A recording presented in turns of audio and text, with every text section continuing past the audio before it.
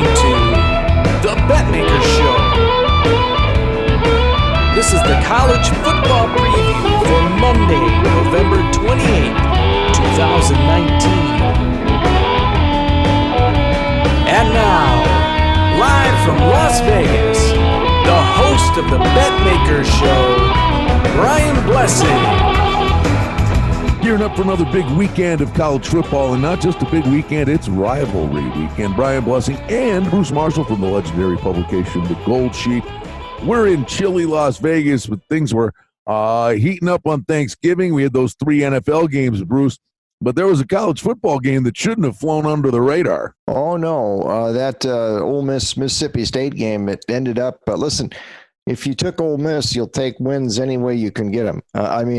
Point spread wise, not straight up. But the finish of that game was, I guess it was karma for Ole Miss to get penalized for that ridiculous celebration after the TD with 4 seconds left. That only cut the score to 21-20. It looked like they were going to go for one just to tie the game and force overtime. But Mississippi State decided to enforce the penalty on the PAT.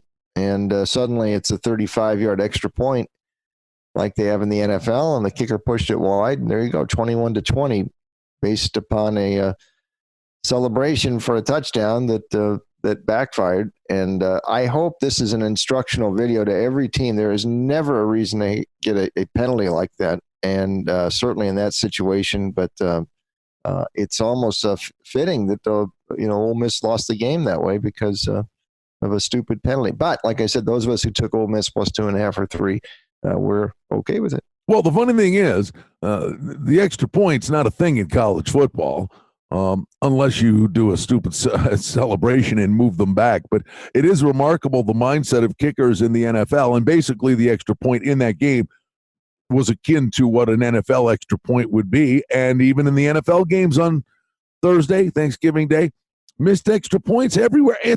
It's unbelievable. It's a between the ears thing, Bruce, with these extra points. I mean, these guys step up to the plate, hammer 35-yard field goals like they're like it's a layup. But if it's an extra point, there's just this mental block for kickers everywhere. And this is the Mississippi State game kind of fell down to that scenario. It did. It can happen. 35 is not quite a chip shot there, and they do make a lot of them, but you miss more than you did 20 from 35, so it's added a little extra bite. I wouldn't mind if college football pushed it back. At the start, I wasn't sure I liked the NFL rule too much. Now I'm fine with it, and maybe college should do it too, but it made for an interesting finish last night in the Egg Bowl for sure. All right, let's go. Saturday college football, it's rivalry weekend. We clearly know who the better team is, and the point spread is certainly telling you that, with Georgia laying 28 against Georgia Tech. Total on the game is 46. Georgia Tech, obviously, many, many years of the option offense, a new regime, a new offense, and it's been a long year. The one caveat we should throw out there is the big betting angle. It just is dangling right in front of your eyes, and that's Georgia's got LSU in the on-deck circle. Yeah, they do, and just down the street from Georgia Tech, they'll be playing next week, so this is in their territory. Here's the kicker here. This has been an automatic play for us, even the years Georgia has played in the SEC title game, because this game's always at the end of the year. Whenever this had been a tremendous road-oriented series, and Georgia, of course, has a lot of fans always when they play at Georgia Tech as well. Georgia has won 10 straight, covered 11 straight here at Grant Field against Georgia Tech. So it's been the angle to go with Georgia in this series when they're on the road. However, a little bit more wary this season. 1, with this inflated spread. Usually they're not laying close to 30 in this game. 2, this Kirby Smart offense has only scored 22 per game its last 6. And 3, just what you said, the ticket to the Final Four is next week for Georgia, which in effect it's like a bet. They're in it's like a quarterfinal game for Georgia next week. The playoffs start next week for Georgia, as long as they can win this game. We're going to stick with the series trends just enough because their defense is so ornery. I don't know that Georgia Tech's going to score, but not comfortably here. 34-3 our score forecast for Georgia, but again, this is a lot more points than Georgia has usually been laying when it's been covering these games against Georgia Tech. So that makes it a little bit dicier on Saturday. All right, Bruce, let's go to an ACC contest. And we're looking at Boston College at Pittsburgh. with the Panthers an 8.5-point favorite, and we'll call the consensus total 51.5. The crazy thing is, in, let's say, the previous 5 years, the total on this game probably would have been in the high 30s, low 40s. Both teams were run and stop the run kind of teams. Not the case this year, as both teams can't produce offense and both defenses can be pretty sketchy at times. The rub is, though, you've got Boston College coming in having only scored 7 against Notre Dame, and the Panthers being shut out by Virginia Tech. That being said, those two opponents are playing Notre Dame's Notre Dame, but Virginia Tech's playing really good football. Is it a breath of fresh air and these teams go up and down the field? I don't think so, although it could happen, I suppose, because BC's defense is not where it had been in recent years. BC is way up the track in defense stats this year. I mean, this had been a top 10 defense many times in the last decade. It sure isn't this year. Pitt has been a little bit more sticky on the stop end than BC, although even the Panthers are down a bit from last year. But if Boston College plays it the way it figures to, it'll be running the football with Dillon and trying to use their sledgehammer back to just kind of control the flow of the game. He's got almost 1,600 yards this year. He only had 56 yards on the ground against Notre Dame last week, so they're going to try to establish him. If he can, that may slow it down just enough. Pitt's defense is still decent enough, I think, to keep this thing a little lower scoring.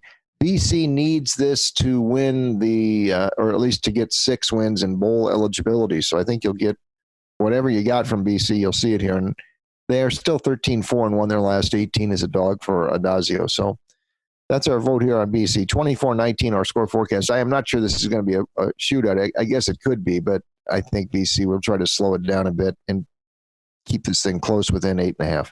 All right, let's go to a MAC game with Toledo at Central Michigan. And Central Michigan's laying 13 here. The total in the game is 64.5. Bruce, this weekend specifically, motivation's a thing where you're sitting here staring at teams that want to become bowl eligible, or a scenario like this where Central Michigan's got everything to play for here, their opportunity to win the West Division of the MAC. They can lock it up, but they need the W here. Yeah, I mean, all of a sudden with Western Michigan losing the other night, Central is in position to win its half of the MAC and face Miami, Ohio next week in Detroit for the championship. What a turnaround for the Chippewas this year, and a redemption for Jim McElwain. And by the way, they have been a point spread goldmine this year. They had a 6-game win streak earlier against the number. They have covered 9 of their last 10 against the spread. So, I mean, they have been absolutely dynamite against the number this year, and they've got a chance to win their division. Toledo is already bowl eligible. The defense has been really poor this year for Toledo, surprisingly. So this has been a real Toledo is undershot this year, and I think this is a chance for Central to break a long losing streak in the series too, which is at 9 games. Last year, Toledo ran up 51 on Central, so I think they get them back here today. The Chips. 38-23, Central Michigan wins the MAC West with this one. Texas Tech in Texas, Bruce, and we're looking at the Longhorns, a 9-point favorite. Total on the game is 63.5. Texas offense has kind of gone cold, and Texas Tech, they're in almost every game. It's a question of kicking the door down at the end to win, but catching points here. I mean, their consistency of being there at the end of games makes the points pretty attractive, doesn't it? Oh, I would think so. And this is a Friday game here, and I think Texas is right now wishing it would be anywhere except on the field, because it's gone bad for the Horns the last couple of weeks. They've got their 6 wins, but this has been a massively disappointing season in Austin. We can't even count on Tom Herman as a dog anymore. That game last week against Baylor, the latest there, and we certainly can't trust him as a favorite. He's only 9-20, his last 29 as chalk. This has become Texas Tech's bowl game. They've actually been playing pretty well the last month, but just the way a couple of close losses, they've had some really tight ones. but they have played well, and Jet Duffy, the quarterback, has emerged as a really good dual threat. I wouldn't lay points with Texas against anybody right now. 27-26, we took Texas Tech to win this thing outright. What the heck? Texas is going in a bad way right now, and I do think this total is probably a bit too high as well, up at 63 or so. All right, Bruce, then we sit here and we look at Navy in Houston. Navy 8.5. Total on the game is 58.5. And the one thing we've got to give credit to is after a rugged year, Navy has bounced back in a big way. Obviously, Army's in the on-deck circle, but it's a couple of weeks away. But it's been a nice bounce-back year for Navy. It's been a great bounce-back year, and if Memphis should somehow lose this game to Cincinnati, Navy would have a chance to win the West of the American and get into the championship game next week. Nonetheless, it has been a big year for Navy. They're looking. They don't have Army for 2 weeks, so they don't have an immediate look ahead here. It has been a disappointing season in Houston, though. Last week the offense they got a win over Tulsa, but they didn't. The offense isn't doing much, and that's been the case all year. And it's really been the case since Derek King, the quarterback, thought he might transfer. Then he thought he was going to leave, and whatever happened, I guess he's still at the school, but he's redshirting now. The offense has just not been there, and Navy I think can get them. They've lost a couple games in recent years to Houston, but those are better teams for Houston in those years than we see with and Navy was not as good as it is this year. So the option rules 38-27. We're going to take the midshipmen in this one on Saturday.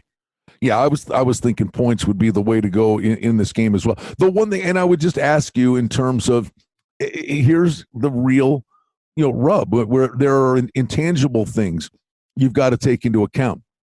Real quick. I mean, difference. The NFL. On Thursday, I mean, Bruce, I'm actually basking in my glow. The Bills beat the Cowboys and beat them good. And there were the Cowboys, hadn't beat anybody with a winning record, and everybody shot holes at the Bills. What I was saying all week long, which these intangible things really matter, and the fact that nobody knew about it really was the point. Where he said that last year, Trey White, Micah Hyde, and Poyer on the number 2 defense of the league, all 3 of those guys were Pro Bowl players, and all 3 of them got snubbed because the Bills were never on TV, never on a Sunday night, never on a Monday night. This was their day in the national spotlight for their peers to watch them play and to make a name for themselves. And they walked in there. I mean, and that's what happened. I mean, they're literally like, oh, hey, guys, we're over here too. So it was an intangible thing that was the thing that really was the thing that would point you at the Bills. And I wonder at this Houston game, it's an intangible thing. It's been a dog's breakfast for Houston. But it can go one of 2 ways. But they're not going to a bowl game. This is it. I mean, Houston knows this is their last game. So this, quote unquote, is their bowl game. Are they so deflated they're not going to a bowl? Or because they're turning their pads in on Sunday, is Houston a play? Because this is their last game. Oh, yeah, it is. And anything could happen here, except the difference between Houston, the Bills are good. Houston's not. That's the difference. And Houston's been on Houston's been on national TV this year too, and there's been reasons Houston is only 4-7 now. So I would rather have Navy in this spot. All right, let's go to one that really will garner all the attention. The handle will be massive. It's Ohio State and Michigan. As always, we don't wait long for it. For us here in Vegas, it's breakfast football, 9 a.m. I honestly, Bruce, it's one of the saddest days of the year for me. I mean, because everything's sponsored and blah, blah, blah, pregame, halftime. The highlight for the Ohio State-Michigan game to me is show the Ohio State marching band doing their thing, man. I love that stupid thing. They never show that stuff anymore. But Ohio State's laying 9. Total on the game is 50.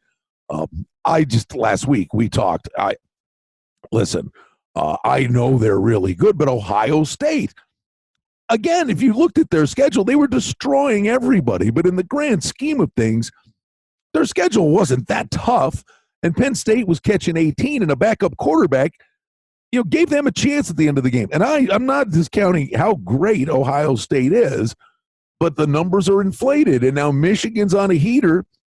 And Harbaugh, he circled this game.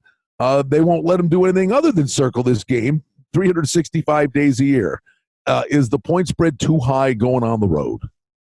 Yes, I think it is. And I'm listening to this stuff with Ohio State. I mean, they ended up in a scrap last week, and I thought that this team panicked some in the second half. It was the first time you'd seen Penn State's coming at him with a backup quarterback, and Ohio State starting to make mistakes and starting to fall apart there. And Ryan Day, all that jumping around on the sidelines, all of a sudden he wasn't doing any of it. They had never been in a scrap all year. They haven't played a really elite offense yet either, and this will be the first time they're doing it. And watching the talking heads this week, they've got Ohio State into the Final Four. The story this week came up, so this might be one of the 5 greatest college teams of all time. I mean, let's just pump the brakes a bit. They're not even considering they've got this big game here against a very hot and angry rival here, and you've got Michigan coming in with a chance. Harbaugh has not beaten Ohio State. His team has turned things around big time the last month and a half since the Wisconsin game, really. And there's a reason to drill a little deeper here. Harbaugh has backed off a little bit. He's let Josh Gaddis, the coordinator he hired to upgrade the offense, really do his thing. Let him work with Patterson. Go with spread. Go with up tempo. Go with more no huddle. Patterson's put up very good numbers. And Michigan's got a hot streak now, at least against the point spread. Every bit as good as Ohio State's, if not a little bit better. And by the way, I'm old enough to remember 1969, and that was the best ever college team I thought I ever saw. And they came into Michigan in the last game and lost. So it's happened before. It might in this game. In fact, I'm going to go ahead and call it 24-23 Michigan to shut all this Ohio State up. This would put the Final Four really. Yes. This would open up the gates. Oh boy. For a lot of them. It comes down to then it would come down to. Does the Pac-12 get any love? Probably, right? Or Oklahoma is going to be thinking it's back in it as well. So, so it opens up the door for a lot, and it's and Alabama would feel really good too. We'll get to that game in a minute, but yeah, watch this one. If Michigan wins, I think it's entirely possible. Everything changes, and I think it's too soon to coronate Ohio State.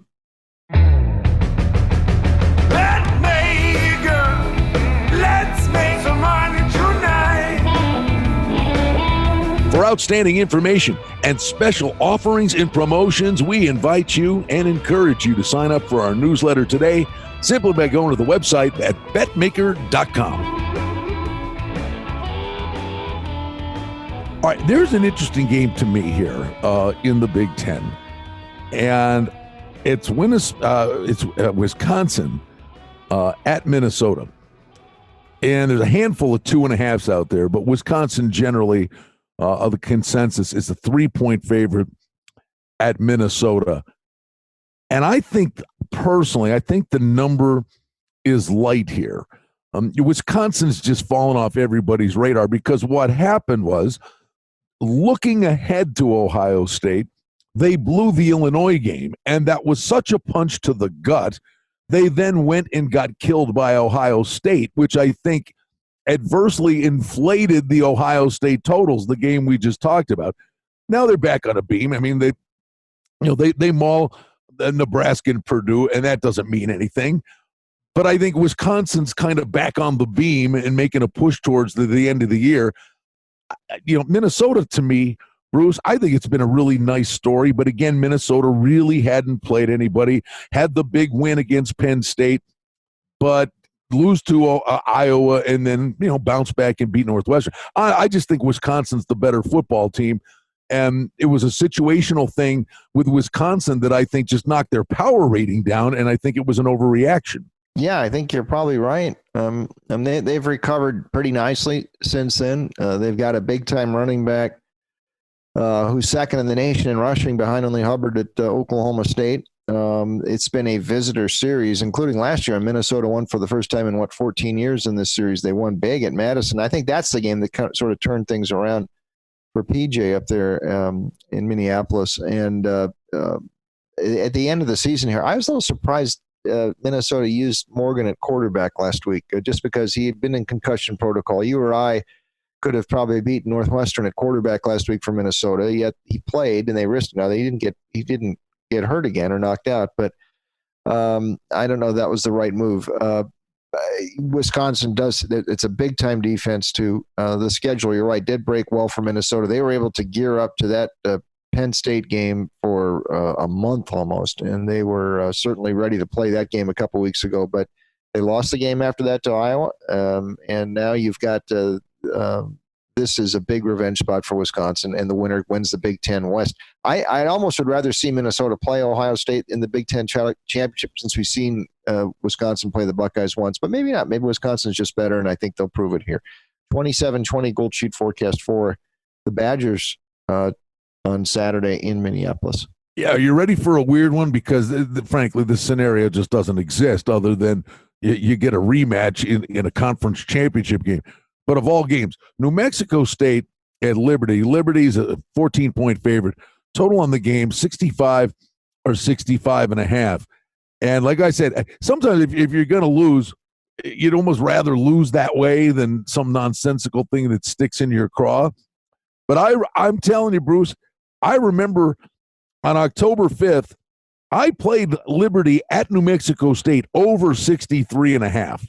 I remember I played the over in that game, and it ended up being 20-13. I mean, it could have been more dead wrong. Well, I think this total, it was 63.5 the first go around, and it was a ridiculous under game. I'm impressed that the total 65.5. You would think everybody would have turned the clock back to that first game. Go, we got to knock this thing down. The first game actually is a blur to me. I don't exactly remember what happened, but I just can't see these two teams doing anything other than scoring points. Yeah, that sounds good to me. New Mexico State defense hasn't. I mean, look at these numbers. The week before, or 2 weeks before the Liberty game, 55 to New Mexico and 42 Central Michigan, 41 Georgia Southern, 41 Ole Miss, 28 Incarnate Word, 35 UTEP. These are what the defense has allowed. So Liberty is at home here. By the way, Hugh Freeze might get Liberty into a bowl if there's a spot open, because they're going to be eligible. So why not? Maybe this would go over. 45-27 Liberty sounds good enough to us. All right. How about a little Mountain West action? Wyoming's at Air Force. Air Force 10.5, 41. Look at the total in that one. Yes, and this one in Boris Spassky versus Bobby Fischer sideline. What? We're going Russian chess references. A sideline chess match between Craig Bohl and Troy Calhoun in recent years. Bohl has been a step ahead, move ahead of Calhoun. They've covered the last 5 in this series. How about this? You go back even before a Bohl, and you go back prior to that, and 10 straight covers now for Wyoming in this series against the Air Force. It's stunning. They've been able to get the money almost every year. In Bohl's case, he knows how to defend the option pretty well, and I think that has helped Wyoming. Now, he's running this looks like rugby. They're playing with Wyoming this year, especially with the backup quarterback Vanderwall. But you talk about a team that can slow down the game. This total has dropped during the week. We had it 22-19 Air Force, our score forecast. So that's a vote for Wyoming, strong vote, plus the points. Wyoming has a chance to win this thing outright. But the total has dropped. We're still just barely under, but I doubt this thing gets much above 40 in Colorado Springs on Saturday. Funny thing is, I mean, there are two teams here that are going bowling. So it's not like, I got to have it. But the reality is the winner of this game, the quality of the bowl they go to improves dramatically. Yeah, and that's true. And Wyoming did, by the way, get to 7. Remember that 7's a more important number in these other conferences than people realize, because yes, it is. 6 doesn't guarantee you a bowl, and Wyoming got 6 last year and didn't get a bowl invite. And there's only so many out of the Mountain West, so you want to get to 7 there. That should put you in there. So they're already there. So they'll play loose today, and they'll be this on Saturday. This could be kind of an interesting game. It really could. UNLV Nevada, Bruce. The Cannon's on the line. We have a very, very unique set of circumstances here with Nevada 7.5. It's a mixed bag. It's either on the key number or just above. The total on the game is 52. And very rarely does this scenario come into play. where the week leading up to the biggest game of the year, the announcement made that the coach will be done at the end of the year, and this is his last game. And I don't know.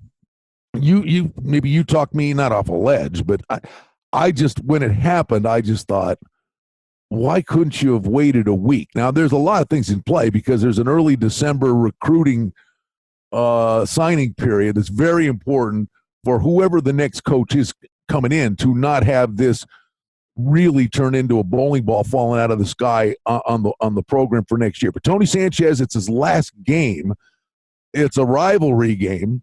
And UNLV actually, with the help of their defense, knocked off San Jose State in the last game at San Boyd Stadium. There's all these goofy things happening with UNLV of all teams. But I don't know. What did you make of the timing of it?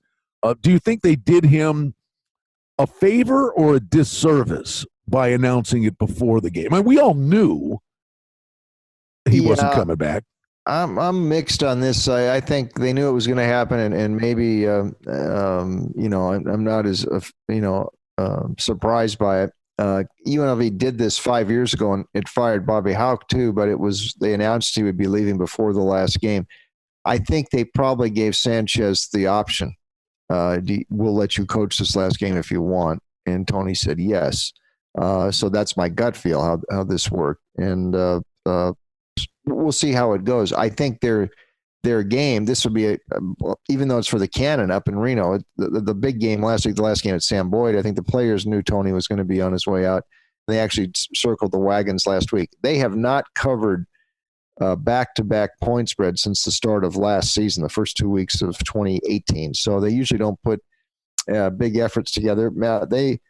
Maybe they'll bring Marie Osmond along for inspiration this week. I don't know. They got canceled too. Well, there you go.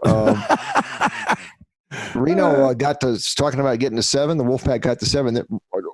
Nevada's playing a lot better in the last half of the season here, and they are very upset. They blew a 23-0 lead down here last year. So I think they come back and get the Cannon back and paint it blue. 34-22. We took the Wolfpack. That gets them up. To 8. This is a surprisingly good season for Jay Norvell. They took some real beatings against big-time foes, but he's taking care of business against the teams he should beat, and this is one they should beat. All right, Bruce, I got to ask you about this one. I like the points. Texas A&M's at LSU. LSU's laying 17, and to their credit, they have stepped on everybody's neck. It's been impressive. Total on the game is 64. There's two monster games that coming here for LSU, and the one thing about Texas A&M, I'm assuming it's got to be in the top 5, but just going off the top of my head, I got to say they played the toughest schedule in college football. I mean, they have played these kind of teams all year long and been involved in those games, and LSU's got so much at stake, so much pressure, and a big look-ahead game. I just on paper, I'm looking at it. I got to go with Texas A&M. Yeah, I mean, I would too. I do shows down there too in Texas, and all these Aggie X's down there, they've been grumbling lately about Jimbo not winning these big games and that they didn't pay him all this money to go to the Music City Bowl. But the schedule hasn't helped. And if you look at that top, the bowl poll this week, the top 5, they got 4 of those teams are on A&M's schedule this year. Plus, you throw Auburn in there. I mean, it's been brutal. Give Jimbo a little less of a schedule next year, and let's see how it works. They have covered numbers at Georgia and Clemson already. By the way, they put both those two on the road. These guys on the road too, and I think it's worth noting. And they didn't catch any break from the referees last week against Georgia, none. So Jimbo should be upset about that. They had a chance to win that game.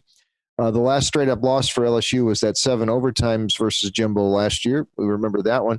And just a note here, since the LSU's had trouble handling these point spreads as they've grown exponentially in reaction to Joe Burrow's Heisman run, the last 2 and 3 of the last 4 they haven't covered. So they're getting a little high, and I think it's a little too high here. 38-27 LSU wins this thing, and it sets itself up for the SEC title game, which I think even if it lost would still qualify for the Final Four. But A&M is a interesting underdog on Saturday. And the numbers telling you Auburn's an interesting underdog. Alabama, Auburn, Alabama 3, some places, but the consensus is a 3.5-point favorite on the road. Total of 50. Is it a mistake making them that small a favorite, Bruce?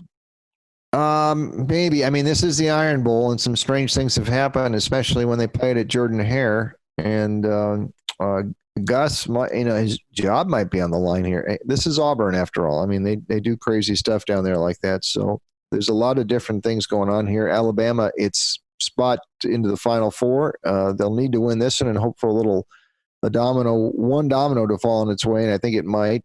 My gut feel is they're not really any worse with Mac Jones in there at quarterback. You talk to football players and talk to receivers in particular, and they say we make the quarterback. And I don't know that that's altogether inaccurate. And the receivers are still there. And Mac Jones has looked awfully good when he's been in. So Bruce, the bottom line, right? I mean, insert name.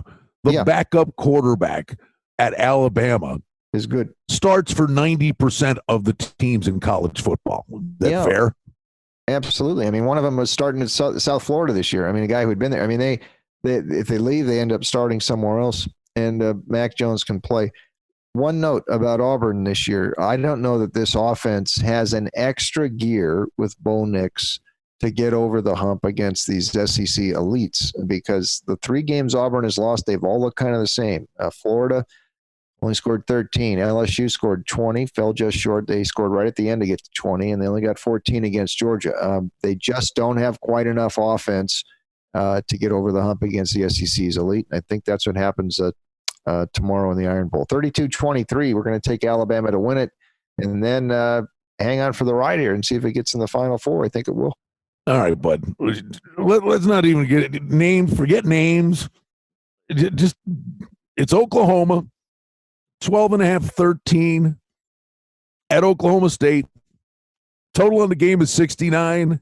Oklahoma's back. They're in the discussion. They're right there. They fought their way back. They're in the discussion to make the Final Four. It's the Big 12. Oklahoma State probably beats them outright. Right? It's the Big 12. We see this every year. Yeah, well, it's in points. I mean, two. I mean, it's bedlam, and these games have been. Last year was 48-47. The year before that, 62-52. So a lot of points. And Oklahoma hasn't had an easy game here in over a month. The defense is really slow. Although last week it wasn't the defense collapsing. TCU just played them really tough. But we've seen this defense leak profusely many times here in the last month. Oklahoma State's got the leading rusher in the country in Chuba Hubbard. Now, the quarterback there with the backup, Drew Brown, remember, though, Sanders hurting the starter. Brown was in neck and neck to win the starting job. He'd been the quarterback at Hawaii before. He was in there last week and won the game at West Virginia, which is playing pretty well.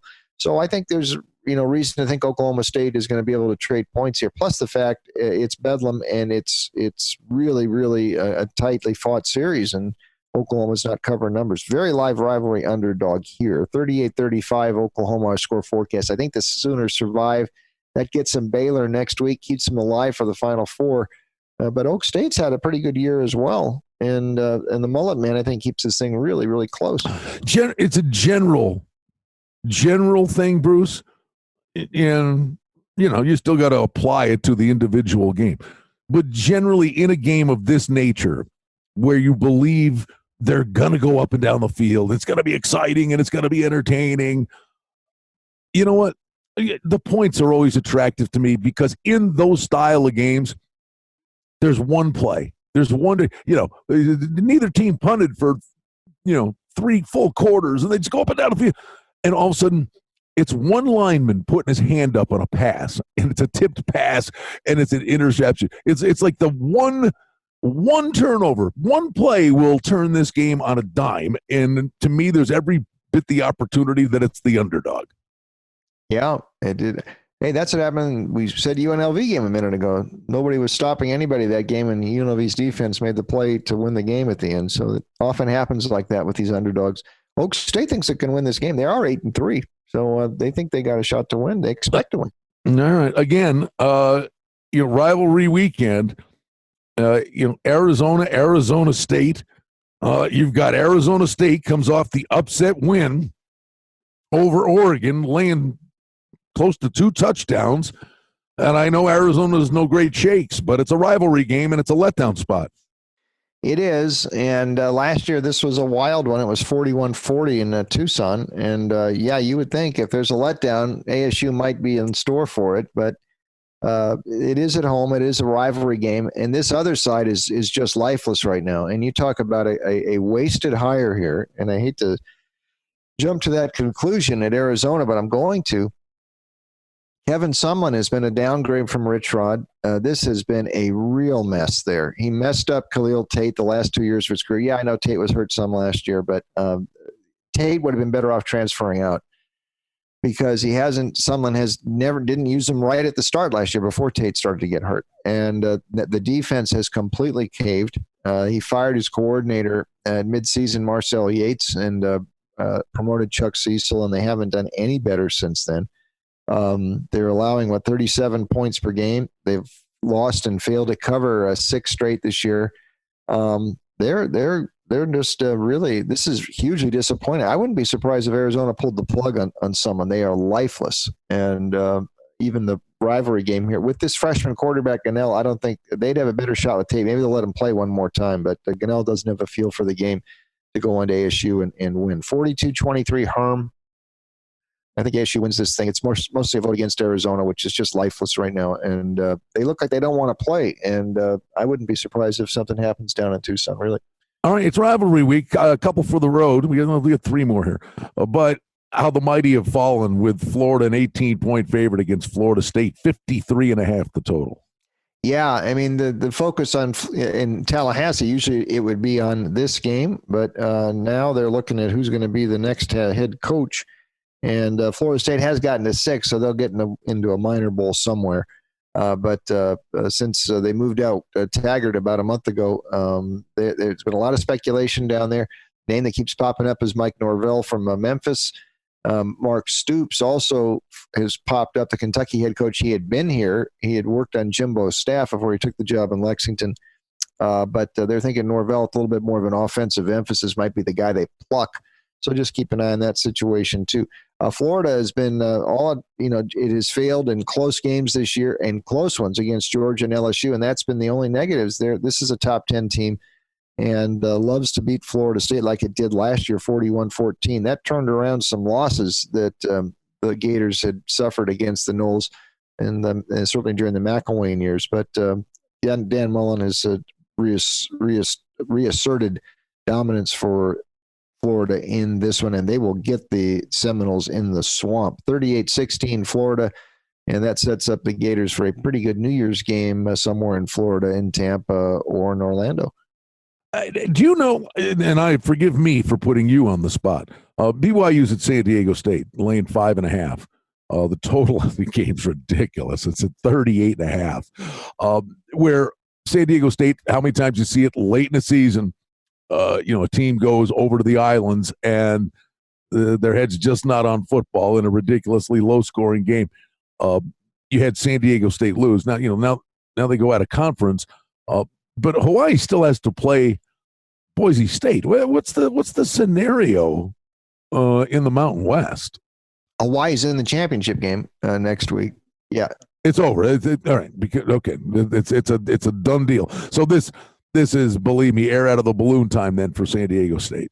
It looks like at the end of last season for San Diego State, the offense just died in November last year, and the same thing's happened this year. And even though they went to the spread this year, it was the playbook didn't change. And Rockies, they're still sequencing plays the same. They didn't really change anything. They're just aligning things different. Agnew is not a quarterback to run an up-tempo offense, and they are really going up-tempo. It's really been just the same sequence and the same playbook and the same results down the stretch here. BYU, on the other hand, playing pretty well. Sataki the coach just got a contract extension. They're going to get to go to a bowl somewhere, and it's locked in whichever bowl they're going to. I'm not sure which one it is, but they are going to be bowling.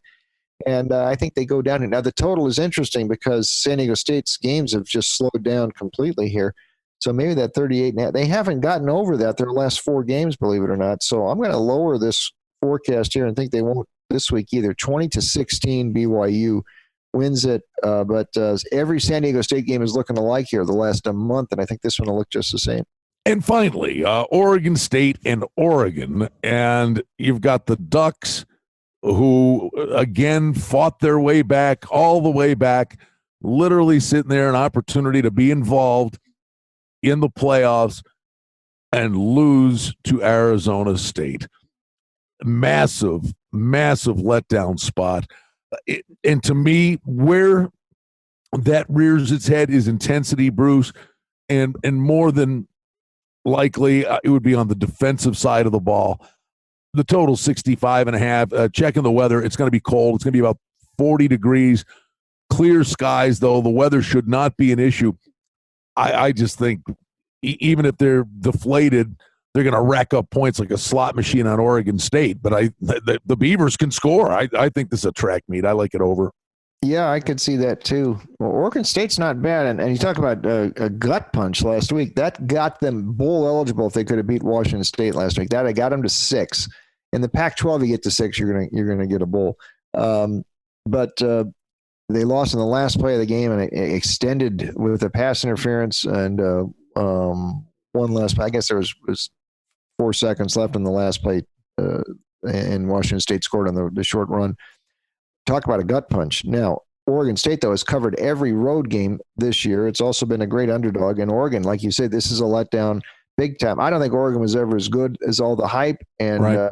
I was kind of glad to see him lose, actually. And I think that Pac-12 would waste a spot in the Final Four. So we got them out of it. And I think that probably hurts Utah as well. Oregon State plays them close in the Civil War here. 42-35 Oregon. Strong vote for the Beavs plus the points. Yeah. What score do you have? 42-35. Oh, that'll do it. Yeah. Plenty of points. Because, the one thing about Oregon, boy, there was that stretch, right, in the first third of the season. But they were playing Stanford, Cal, and Colorado. They're going, oh, this Oregon defense. Oh, boy, look how good this Oregon defense is. Well, all of a sudden they started playing real teams, and they're giving up a boatload of points. It's amazing how it's just like the numbers. The overreactions to things, you last or most recently witnessed. And it's like it's smoke and mirrors. Yeah, it looks great today. Talk to me in a month. Yeah, the defense there, the schedule can be such can really throw people off course here with these teams. And, Oregon State certainly got a lot of offense, too. They're a lot more than those teams that Oregon was beating earlier in the year. Luton, by the way, their quarterback, 28 touchdowns, only 3 picks, 9 touchdown passes his last 2 games. He can hurt Oregon's defense, and he will. Outstanding information as we race through the regular season in college football for the most part. He's Bruce Marshall. I'm Brian Blessing. We wish you all the very best of luck this week, rivalry week, college football. Betmaker, let's make some money tonight. Well, that's the Betmaker Show for now. We publish multiple times each week. We'd like to thank you for listening, and if you liked what you heard, please take a moment to leave a rating and review, or subscribe to our show feed, or share our show with a friend or two and help us grow the show. We very much appreciate it. Visit us on the web at betmaker.com. And reminder to sign up for the newsletter. Thanks to our engineer, Darren Vandermolen, and producer, Mike Gallivan. The Betmaker Show is a production of Cardinal Marketing Incorporated. Betmaker is a registered trademark. Any rebroadcast, reproduction, or other use of this content without the express written consent of Cardinal Marketing Incorporated is strictly prohibited. The handicapping and sports odds information contained on this podcast is for entertainment purposes only. Please confirm the wagering regulations in your jurisdiction, as they vary from state to state, province to province, and country to country. Using this information to contravene any law or statute is prohibited. The podcast is not associated with, nor is it endorsed by any professional or collegiate league, association, or team. This podcast does not target and is not intended for an audience under the age of 18. If you think that you have a gambling addiction, stop this podcast now and please seek help. Gambling and betting on sports is a form of entertainment and should be about having a good time. But when done excessively, it may negatively affect other areas of a person's life, such as their physical and mental health, school or work performance, finances, and/or interpersonal relationships. at betmaker.com. And the Betmaker Show, we're concerned about the addiction that gambling may cause, and for this reason, we encourage everyone to practice responsible gambling, an approach to gambling that helps you ensure that it remains an enjoyable activity. Here are the main principles of responsible gambling. Don't think of gambling as a way to make money. Always gamble with money that you can afford to lose. Set limits and stick to them. Never chase losses. Don't gamble when you're depressed or upset, and create a healthy balance. Always be aware of how much time you spend gambling or thinking about gambling. And do not allow gambling to cause you to miss out on time with family and friends or time spent on other activities you enjoy. By following these guidelines, gambling can be a good time and great entertainment. If you feel at any time that your gambling is taking away from important areas of your life, is causing you stress or depression, or is leading to financial losses that are beyond your control, please reach out for help. Learn more at responsiblegambling.org.